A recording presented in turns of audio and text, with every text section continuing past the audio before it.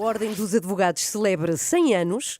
Temos várias iniciativas que vão acontecer e já vamos saber quais são. Também vamos ter um novo podcast que nos vai esclarecer muitas questões acerca da justiça com a nossa Liliana Monteiro, que ouvimos há bocadinho aqui, e precisamente com o nosso convidado, João Massano, que é bastonário da Ordem dos Advogados. Muito bom dia, bem-vindo. Bom dia. Bem-vindo. O que faz um bastonário?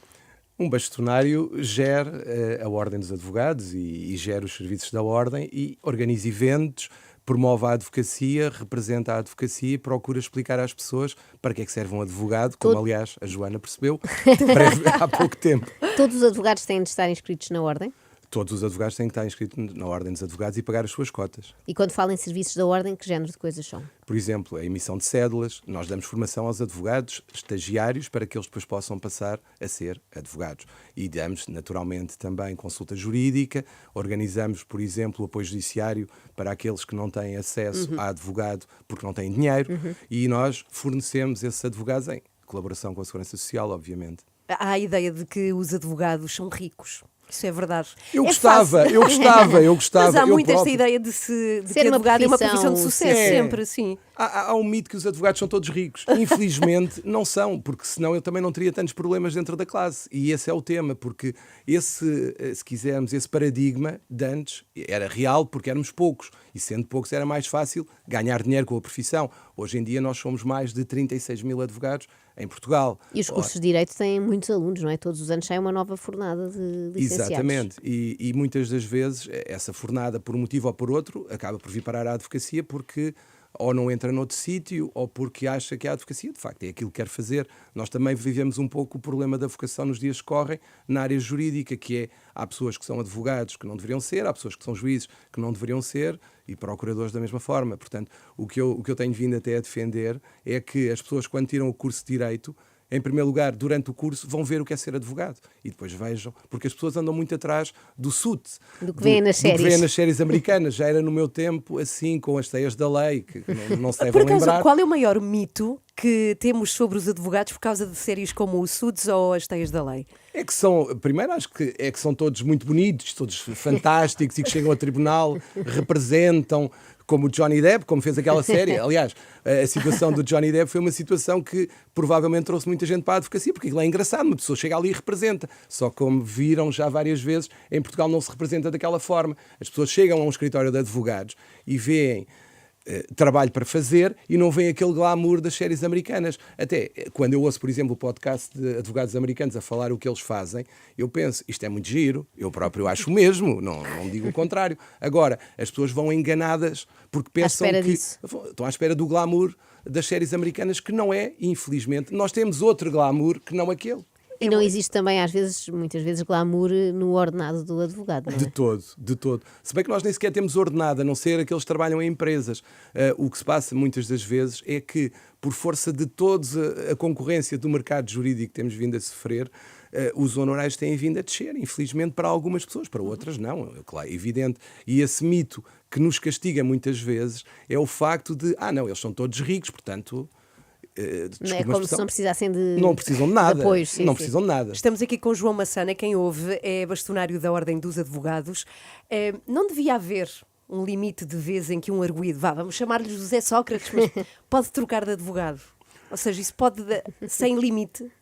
É assim, o limite não existe, obviamente que não Sim. existe. Se deveria haver limite, se calhar deveria, mas a questão nem é tanto por aí. Eu acho que nós temos que distinguir um processo que toda a gente odeia, o arguido, e pensar, por exemplo, num processo em que sejamos nós os arguidos. Porque o que se alterar na lei vai se alterar para toda a gente. E quando as pessoas dizem, não, o Sócrates não pode ter nada, de preferência até deveria ser julgado, eventualmente, como está a ser julgado o Nicolás Maduro nos Estados Unidos. Mas depois perguntamos, então e se for eu, também quer ser julgado daquela maneira? Pegam em mim, levam-me a um sítio, põem-me à frente de um juiz e vamos ter a decisão que toda a gente sabe que vai ser?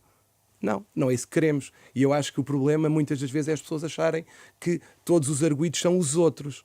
Sim, claro, mas às vezes estas manobras, não é, não fazem com que as pessoas desacreditem um pouco do sistema, não é? Mas há formas de resolver isso. Eu acho é que muitas das vezes não se usam as formas que existem. E o que eu acho que tem que ser feito, no sentido da credibilização, por um lado, a culpa é dos advogados, também admito, mas também é dos juízes, também é dos procuradores, que permitem que as coisas durem o tempo que duram.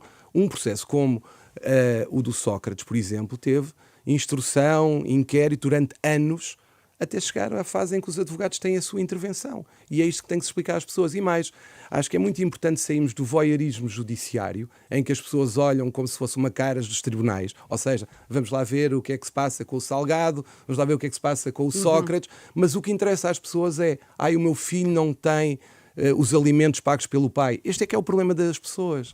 E é isto que nós temos que explicar às pessoas. Aqui é que a justiça, na minha opinião, tem mesmo que entrar com uma grande preocupação. E já agora, como é que... E temos aqui Joana, que esteve no centro das atenções e que levou as pessoas a opinarem, não é? Teve muita opinião pública. Como é que se gera a opinião pública? Ou seja, isso influencia advogados e juízes? Claro. Não é a mesma coisa estar num julgamento em que temos uma estrela da rádio e televisão e disco, como se dizia antes. As estrelas do disco eram mais as outras pessoas. Mas não é todos os dias que se tem um impacto mediático de um processo desses, ou um processo de alguém que não é conhecido. É completamente diferente, quer para quem julga, quer para quem defende ou está ao lado da pessoa. Uma coisa é defender alguém que ninguém conhece, a pressão é totalmente diferente, e muitas vezes, e eu tenho que reconhecer isto, os mesmos factos para uma pessoa pública têm uma relevância e para uma pessoa que ninguém conhece tem a outra. Por exemplo, a situação do Alzheimer, do Ricardo Salgado, se for uma pessoa que ninguém conhece, que não tem este impacto mediático, provavelmente teria outra decisão. Sim, claro. E uma pessoa pode representar-se a si própria? Pode optar por ir a tribunal sem advogado, ou isso nem sequer é possível? Pode. Não é aconselhável, porque uma pessoa... Repare, uma coisa é eu defender, por exemplo, a Joana Marques ou a Ana, outra coisa é defender-me a mim próprio. Eu estou a olhar com uma lente completamente viciada. Claro. Mas era uma pergunta, eu acho que há pessoas que não sabem que não é obrigatório num processo ter advogado. Não, pode ser, não. No processo é representar se for advogado, desculpe. Se for advogado. Sim. Eu, por exemplo... não, a Joana não. Um O cidadão cidadão não pode. Não pode. Não pode. Porque é obrigatória a constituição de advogado. Peço desculpa, estava a perceber a pergunta como se fosse eu. Não. E quando a pessoa não tem condições para pagar um advogado, isso também é assegurado pelo Estado? É certo? assegurado pelo Estado, pela Segurança Social, que verifica se a pessoa tem ou não tem realmente essa falta de condições e depois, naturalmente, pede à Ordem dos Advogados a indicação de um advogado para a defender. Então, João Massano, que é bastonário da Ordem dos Advogados, veio cá hoje porque a Ordem dos Advogados está a celebrar 100 anos! Parabéns! Muitos parabéns. O que vai acontecer à volta deste marco centenário histórico? Isso? O que vai acontecer é que nós vamos ter várias causas sociais que vamos abraçar e que vão ser o tema dos nossos vários eventos ao longo do país. Vamos andar por todo o lado. Por exemplo, hoje vamos começar em Faro, à tarde, e um dos temas vai ser a preocupação com o idoso, numa altura em que cada vez mais idosos estão a aparecer na nossa sociedade. Nós todos não caminhamos para novos, não é? E há uma preocupação muito grande da Ordem dos Advogados com a falta de proteção do idoso, a situação da violência relativamente aos idosos, a forma como eles são tratados pelos filhos. Não sei se sabem, mas já há decisões judiciais, e muitas, em que os filhos são condenados a pagar alimentos aos pais. Vejam bem ao que se chega.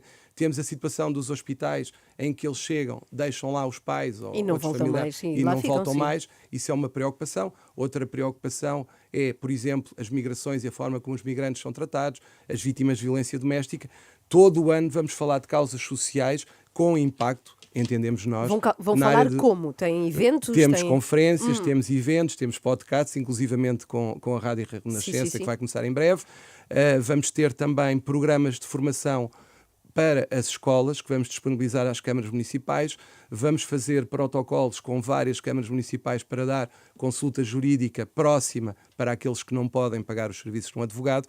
No fundo, a ideia é levar o direito às pessoas, porque as pessoas muitas vezes preocupam-se mais com o VAR no Benfica, ou no Sporting, ou no Porto, do que com os seus próprios direitos. São capazes de reclamar mais nas redes sociais por um VAR do que por um direito a alimentos ou outra coisa que interessa. Muito bem, ainda bem. Então levam aqui a lei e a justiça à sociedade civil nestes vossos 100 anos.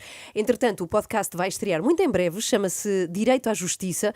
Vai ter o João Massano, precisamente, e também a Liliana Monteiro. Este podcast vai contar com diferentes convidados para ajudar a tornar a justiça do dia-a-dia mais clara, para percebermos um bocadinho melhor a justiça. Obrigada por vir aqui. Muito obrigado. Muitos parabéns pelos 100 anos. Está muito bem conservado para 100 anos. Por acaso é verdade.